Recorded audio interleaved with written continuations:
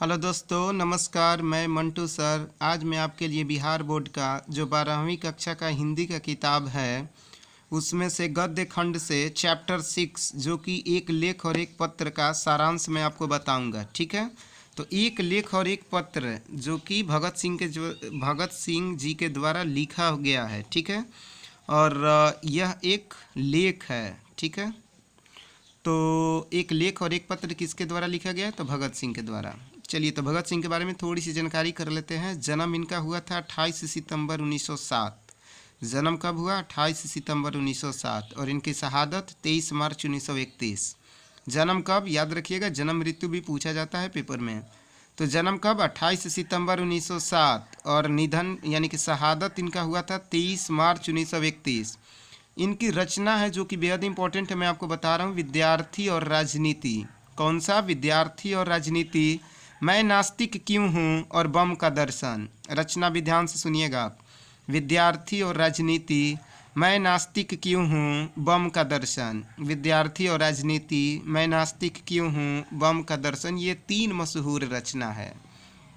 ठीक है, तो ये भगत सिंह जी के बारे में एक थोड़ी सी जानकारी थी। तो चलिए मैं वो पत्र आपको पढ़कर सुना रहा हूँ, ध्यान से आप सुनिएगा।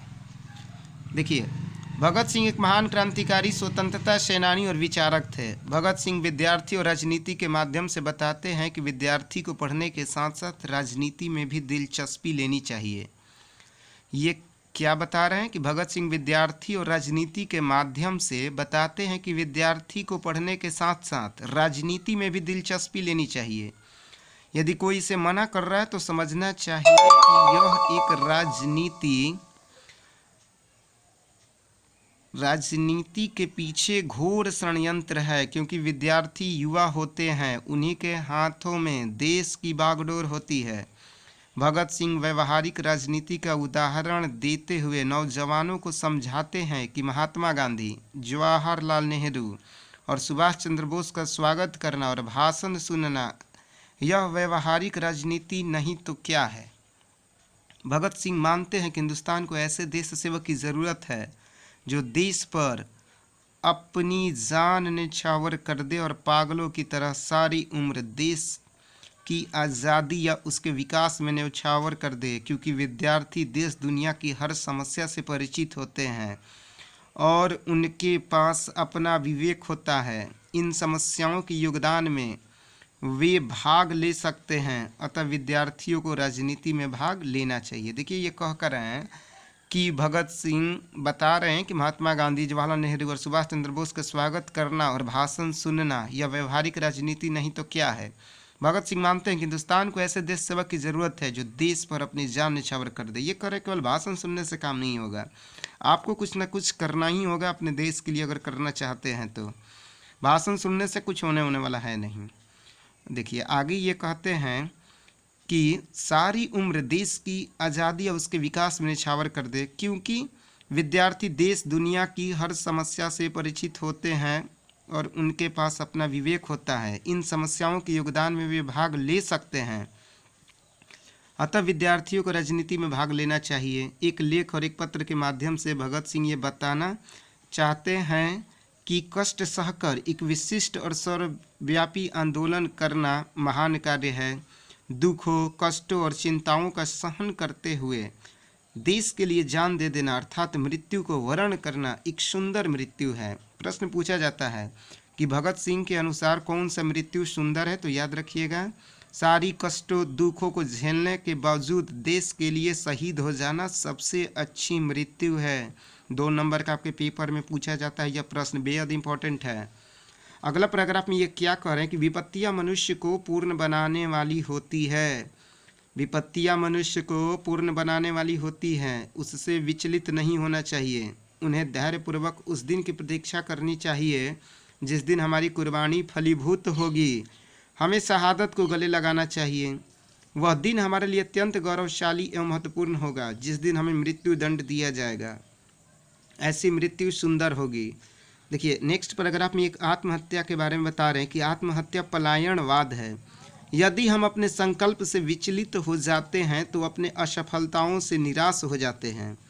देखिए ये कह रहे हैं कि आत्महत्या पलायनवाद है। यदि हम अपने संकल्प से विचलित हो जाते हैं तो अपने असफलताओं से निराश हो जाते हैं तथा आत्महत्या कर लेते हैं।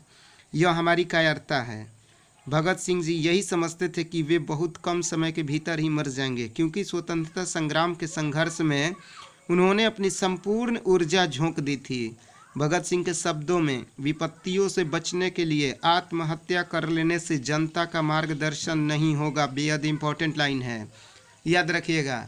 इन्होंने क्या कहा था कि भगत सिंह के शब्दों में, विपत्तियों से बचने के लिए आत्महत्या कर लेने से जनता का मार्गदर्शन नहीं होगा। तो ये एक लेख और एक पत्र के माध्यम से भगत सिंह जी कह रहे हैं कि विद्यार्थियों को भी राजनीति में भाग लेना चाहिए। केवल भाषण सुनने से देश की तरक्की नहीं होगी, आप कुछ कीजिए। अगर देश के लिए प्राण भी देना पड़े तो बेझिझक दीजिए, क्योंकि यह शहादत कई वर्षों तक याद की जाएगी। और भगत सिंह ने भी यही किया। इन्होंने अपना सारा जीवन देश की आज़ादी के लिए, जितना कम उम्र में ये जिए, आज भी जिंदा है और हमेशा जिंदा रहेंगे, क्योंकि इन्होंने अपने जो प्राण हैं वो देश की सेवा के लिए त्याग दिए। और ये विद्यार्थियों से खास करके आग्रह करते हैं कि देश की युवा शक्ति ही, देश की राजनीति ही देश को बहुत आगे की ओर ले जा सकती है। देश विकसित तभी होगा जब विद्यार्थी पूर्ण रूप से अपना सहयोग देंगे, वे राजनीति को अच्छी तरह से समझेंगे। और इससे कुछ ऑब्जेक्टिव है जो मैं आपको बताया हूं कि एक लेख और एक पत्र के रचनाकार कौन है, भगत सिंह। देखिए यहाँ पे मैं कुछ और आपको ऑब्जेक्टिव बता दे रहा हूँ। भगत सिंह किस उम्र में क्रांतिकारी गतिविधियों में शामिल हुए, तो आंसर आपका हो जाएगा 12 वर्ष, याद रखिएगा। भगत सिंह को कांग्रेस द्वारा महात्मा गांधी से मोह भंग कब हो गया, 1921 ईस्वी में। देखिए इससे पहले बार प्रश्न था कि भगत सिंह किस उम्र में क्रांतिकारी गतिविधियों में शामिल हुए, तो आंसर 12 वर्ष। भगत सिंह को कांग्रेस तथा महात्मा गांधी से मोह भंग कब हो गया, 1921 ईस्वी में। भगत सिंह की शहादत कब हुई, 23 मार्च 1931। भगत सिंह की शहादत कब हुई, 23 मार्च 1931। और भगत सिंह का जन्म कब हुआ था, 28 सितंबर 1907 को, याद रखिएगा। और एक इनकी पत्रिका है जो कि पेपर में पूछा भी जाता है, मतवाला। मतवाला पत्रिका कहाँ से निकाली गई, तो याद रखिएगा कलकत्ता से। तो मैं 5 ऑब्जेक्टिव फिर से पढ़ दे रहा हूँ। एक लेख और एक पत्र के रचनाकार कौन, भगत सिंह।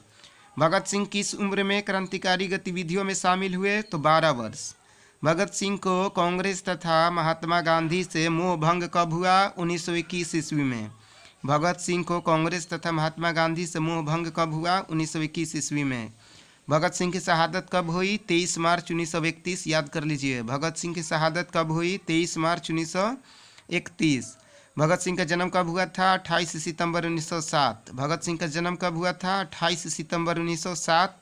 और मतवाला पत्रिका कहाँ से निकाली गई, कलकत्ता से। तो ये आपका हो गया एक लेख और एक पत्र का सारांश, जो कि भगत सिंह जी के द्वारा लिखा गया था, जो कि आपके एग्ज़ाम के लिए बेहद इंपॉर्टेंट है। आप इस वीडियो को फिर से एक बार सुन लीजिएगा और वीडियो को डाउनलोड करके इसे कॉपी में नोट कर लीजिएगा। और एग्ज़ाम देने से पहले एक बार वीडियो को ज़रूर सुन लीजिएगा, नहीं तो जो कॉपी में आप लिखे होंगे उसे पढ़ लीजिएगा। इसे आप अपने दोस्तों को शेयर कीजिएगा जब भी टाइम मिले। ओके, धन्यवाद।